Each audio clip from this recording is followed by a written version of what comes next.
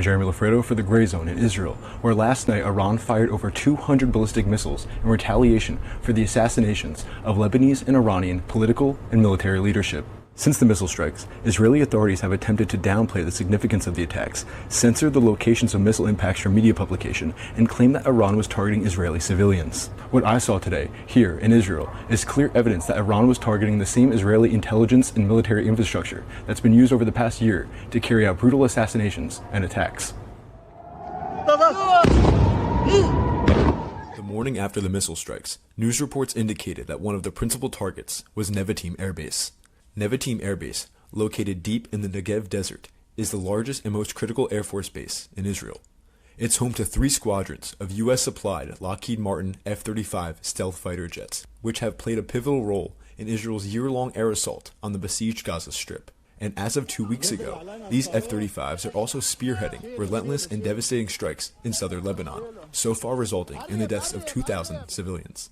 The base is also home to Wings of Zion, the Israeli equivalent of Air Force One.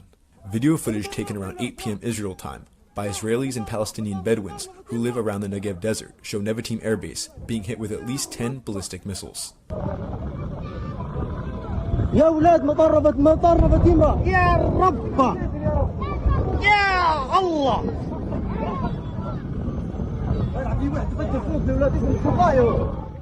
I drove 70 miles south to the highly sensitive Air Force installation, aiming to document the underreported and potentially embarrassing destruction. As I approached the military base, F-35 fighter jets were vertically landing at the base, in all likelihood on their way back from killing, 30 miles away in Gaza or 100 miles away in Lebanon.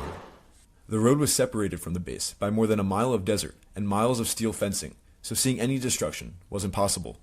In the Negev Desert, there are 46 Palestinian Bedouin villages. 80% of these villages are, quote, unrecognized by Israel and face constant demolition orders on any permanent or semi-permanent structure, resulting in most of their homes and buildings being built with light material like plywood or sheet metal. I went village to village asking about the missile strikes. Most Bedouins were suspicious of me, but 2 young men who told me the explosions scared their wives and children claimed they knew where a missile had fallen. They led me there, but they were unwilling to appear on camera due to concerns for their safety.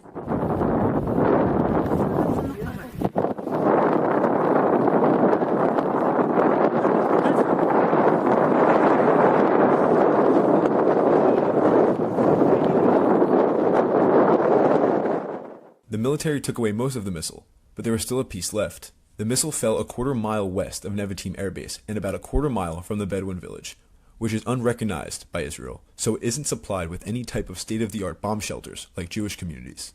Where were people in the communities around here hiding yesterday during the sounds? الناس كانت تشرد للمدارس وين ما في ملاجئ أو لوين ما في جسر كانوا يلبدوا تحت الجسر. أكيد لا لأن ما في ملاجئ وما في أماكن آمنة للناس. كان يجي تخبط في الوقت هذا. Many people sheltered here last night with the sounds of the rockets. They came and hide here.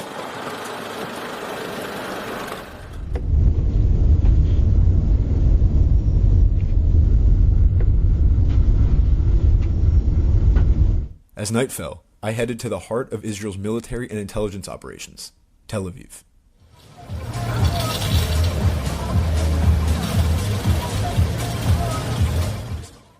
This city is home to the nucleus of the state's defense apparatus, and by Israel's own logic, the civilians here could be considered human shields. At the center of this high-density urban area lies the headquarters of Mossad, Israel's intelligence agency, where covert operations, assassinations, espionage, and blackmail plots are devised against state enemies. It's not just that schools or hospitals are nearby. Mossad's headquarters is strategically nestled among them, with apartment complexes, tourist hubs, and public facilities all around. Rumors had been circulating online with unverified videos suggesting that the Iranian missile barrage targeted this very headquarters. However, finding the exact impact site was difficult. Israel's military censor had barred the media from reporting the locations of the missile strikes.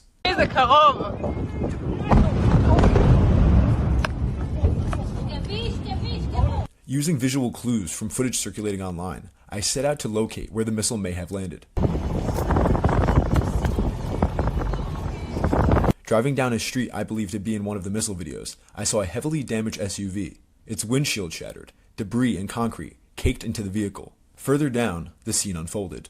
Destroyed vehicles, torn up asphalt, and a massive crater, roughly 30 feet wide, recently filled in with dirt.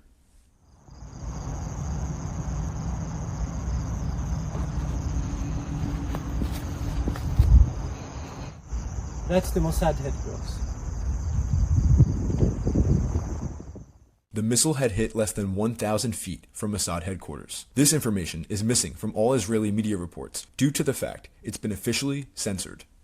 Right here are the censored coordinates. Given the proximity to what is considered one of the world's most advanced intelligence agencies, it seemed clear that Israel was taking extra precautions to conceal the exact impact location. As we left the area, an unsettling incident occurred. Our cell phones lost GPS functionality, maps went blank, and then both devices, mine and my taxi driver's, suddenly showed we were at Amman's airport in Jordan, over 120 miles west. For the Gray Zone, in Israel, Jeremy Lafredo.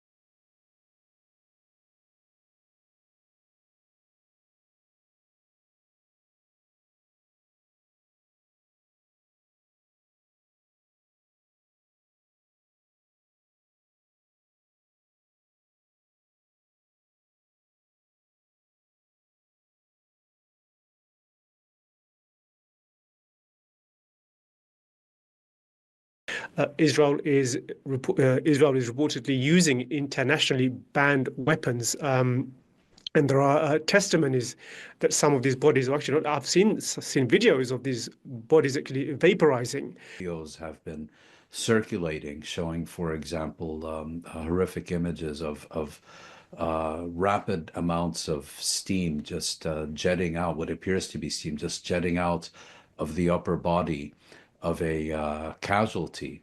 And Palestinians in the Gaza Strip have reported that in a number of cases, the corpses of those killed in Israeli raids have simply vaporized and not to be found. I think it's quite clear that in addition to the war of annihilation, the Gaza Strip is now also serving as a human laboratory, as a testing ground for new Israeli weapons, which will then be marketed around the world as tested and proven in actual battle scenarios. A new report by Human Rights Watch has found an Israeli strike on southern Lebanon that killed 3 journalists in October was most likely deliberate and a war crime. The report also says Israeli forces used US arms in the attack on the southern town of Hasbea. It targeted a compound where dozens of journalists were staying and reporting on hostilities between Israeli forces and Hezbollah. The attack killed Lebanese journalists Ghassan Najjar, Mohammed Reda and Wissam Qasem. Richard Weir is Senior Crisis, Conflict and Arms Researcher at Human Rights Watch. He's joining us now from Berlin. Sir, thank you very much indeed for being with us. What makes this a possible war crime?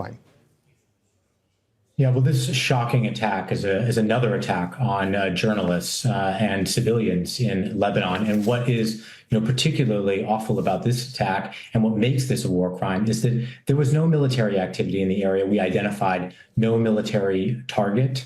There were only civilians in this building. And in addition to that, the weapon that was used was a precision-guided munition, a bomb with a U.S.-produced guidance kit that makes it accurate within several meters. So there's really no mistaking this target or this attack when this attack was carried out. I understand that this process of collecting information and evidence is time-consuming and can be very difficult. Are you able to give us a précis of how you managed to pull together the evidence for your report and process it?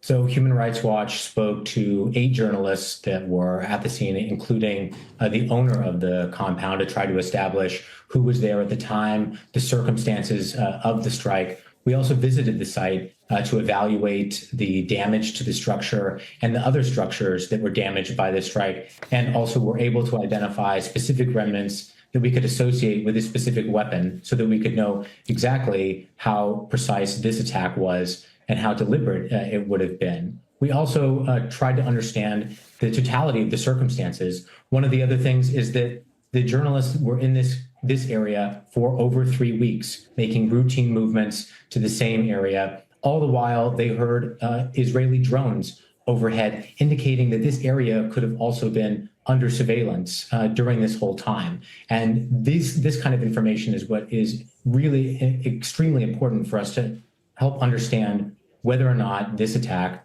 was a war crime. And in the end, all of the information that we collected led us to the conclusion that this was most likely a deliberate attack and an apparent war crime on these journalists. So what do you do with the information in the report that you've pulled together now?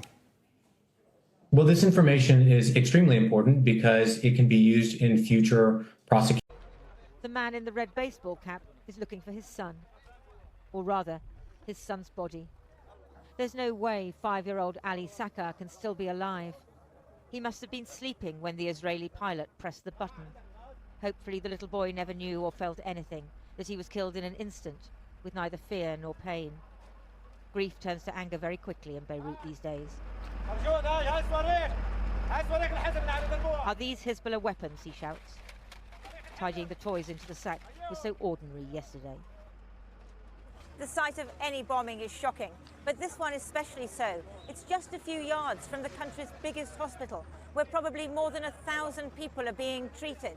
And just a few minutes ago, there were cell phones underneath the rubble, ringing. Just before the strike, the Israelis issued a warning for another part of town, but not this one. Afterwards, they said they'd hit a terror target, but didn't specify what. اللي شلناها بس مرة واحدة دانيا عايشة والباقي كلهم جثث حرام شهر. واللي صار فينا هون هو انه عطوا انذار لمنطقة الوزاعة وغشوا العالم وضربوا هون. يعني لو اعطينا انذار لهون كانت العالم خلت من هون. At the Sahel hospital further south, the drone whines persistently overhead. The management invited journalists to visit this morning because yesterday Israel said the hospital was used to conceal Hezbollah assets. The Israelis say that your underground area is full of gold and money for Hezbollah. You can check. Desterilisation. The doctors took me to see what was in the storage rooms in the basement. And the open of the other space. Please, choose anyone. Choose anyone. It's your choice. Choose. This? Let's open this. This one? This one. Okay.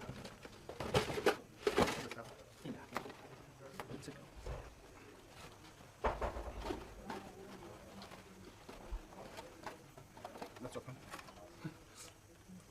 What the Israelis would say is that maybe you as a surgeon don't know what's really happening because there are tunnels underneath where Hezbollah is keeping its money and where they put their leader, and maybe you as a surgeon are completely innocent and you didn't know. I came back from France, from my specialty in France in 1991, and I'm working here since 1991, 33 years ago. I know every corner in this hospital. This is my house. I'm here every day, from the morning to the night. Later in the day, the Israelis said Hezbollah wasn't actually using the hospital, but an address nearby. But by then, the patients and staff had been evacuated. There were only 10 inpatients. Most had been transferred earlier because the area has endured so much bombing. It was a very critical situation for the patients and for our medical student staff, for everybody here, because we were astonished. It is a big lie. We took it yesterday, but we didn't believe. We left in a very quick time. You had to just go very just quickly. out, yes, quickly.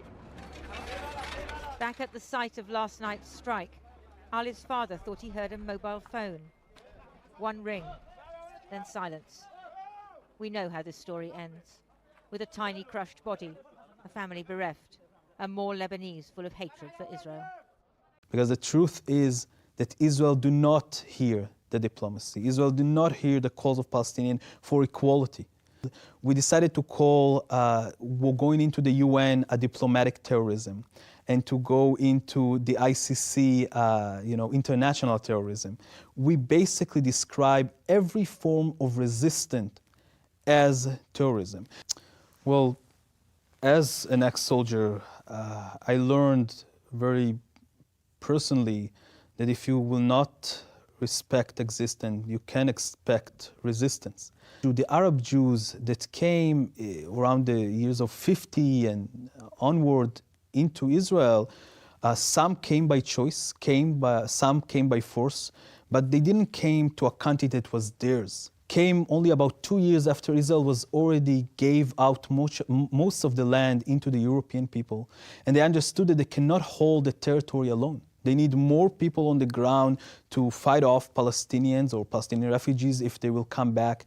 And then they went off and brought most of the Arab Jews and put them in the most terrible places in Israel, on the borders with Egypt or Jordan or Lebanon and Syria. We put them at buffer zones to protect us from Palestinians. Some of them came in the 70s. The Zionist organization sends delegations into these Arab countries and called the Jews there to come into Israel, the Jewish homeland. Many of them didn't want to. Many of them, like in Iraq or Egypt, had a good life, or in Morocco, and wanted to stay. They didn't know what will be the destiny of this new country that understood that there's very much likely that a lot of wars will go on there. They felt protected in those countries, and they said no.